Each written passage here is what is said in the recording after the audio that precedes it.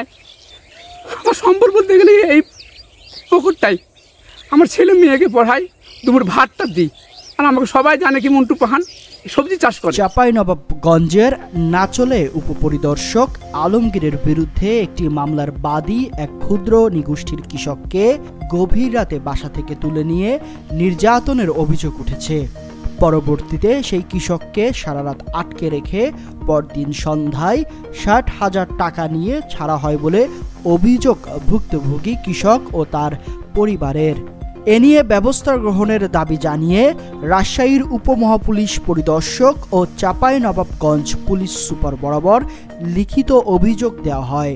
ভুক্তভোগী কৃষক নাচল উপজেলার নিজামপুর ইউনিয়নের বরেন্দ্র হিন্দু পাড়া গ্রামের নুরু পাহানের ছেলে শ্রী মন্টু পাহান। গত ২৬ ডিসেম্বর তিনি এই অভিযোগ দায়ের করেন।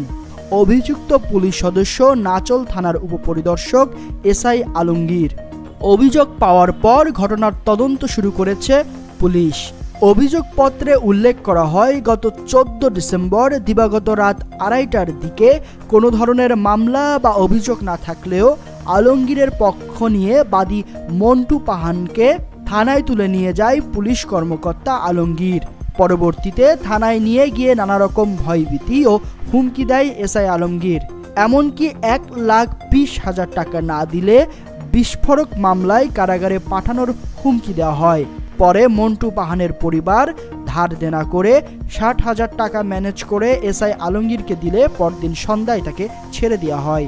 এদিকে থানায় নিয়ে নির্যাতন ও টাকা আদায়ের অভিযোগ অস্বীকার করেন নাচল থানার উপপরিদর্শক এসআই আলমগীর।